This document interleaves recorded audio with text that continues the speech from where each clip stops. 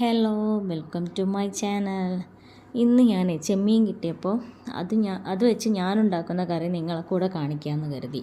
അപ്പോൾ ഇത് നല്ല പൊടി ചെമ്മീൻ കേട്ടോ, അത് ക്ലീൻ ചെയ്യാൻ കുറച്ച് അധികം സമയമെടുത്തേ. അപ്പോൾ ഞാനിന്ന് മാങ്ങ ഇട്ടിട്ടുള്ള തനി നാടൻ ചെമ്മീൻ കറിയാണ് ഉണ്ടാക്കാൻ പോകുന്നത്.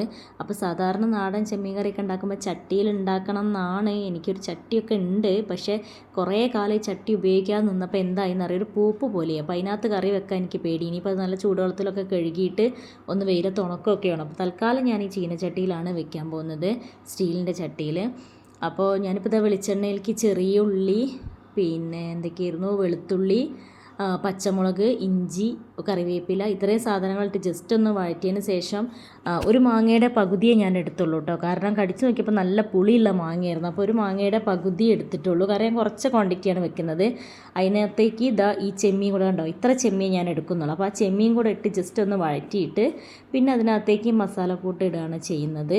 അപ്പം കുറച്ച് മല്ലിപ്പൊടി, കാരണം മല്ലിപ്പൊടി ഓവറായി കഴിഞ്ഞാൽ അതിനൊരു വേറൊരു ഫ്ലേവറല്ലേ. അപ്പോൾ കുറച്ച് മല്ലിപ്പൊടി, അതുപോലെ തന്നെ ആവശ്യത്തിന് മുളക് പൊടി, അങ്ങനെ പറയാൻ പറ്റുള്ളൂ. കാരണം ഓരോരുത്തർക്ക് എരിവ് ഓരോരോ മോഡലാണല്ലോ.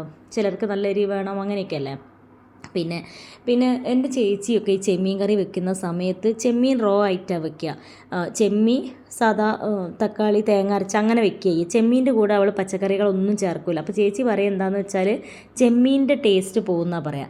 പക്ഷേ എനിക്ക് നേരെ തിരിച്ച്, എനിക്ക് ചെമ്മീൻ കറി വെക്കുമ്പം ഒന്നെങ്കിൽ മുരിങ്ങക്കായോ അല്ലെങ്കിൽ പച്ചക്കായോ, അതോ അല്ലെങ്കിൽ ഇതേപോലെ മാങ്ങ എന്തെങ്കിലുമൊക്കെ ചേർക്കണം. അങ്ങനെ ചേർക്കുമ്പം അതിനകത്തേക്ക് വരുന്ന ആ ചെമ്മീൻ്റെ ഫ്ലേവറിൽ അത് കഴിക്കാൻ എനിക്ക് ഭയങ്കര ഇഷ്ടമാണ്.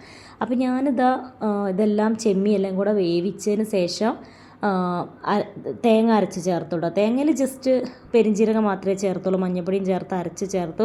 ഇനി നല്ല ചുവന്നുള്ളിയിൽ അതങ്ങോട്ട് വറവിടുക, കുറച്ച് കറിവേപ്പിലയും കൂടെയൊക്കെ ഇട്ട് കൊടുത്ത് വറവിട്ടാൽ നല്ല നാടൻ മാങ്ങ ചേർത്ത് ചെമ്മീൻ കറി റെഡിയായി. ഇങ്ങനെയൊന്ന് ട്രൈ ചെയ്ത് നോക്കൂ കേട്ടോ. നിങ്ങൾ ഉണ്ടാക്കുന്നതിൽ നിന്ന് വ്യത്യസ്തമായി ഉണ്ടാക്കുമ്പോൾ അതിൻ്റെ ടേസ്റ്റും കൂടെ അറിയാമല്ലോ.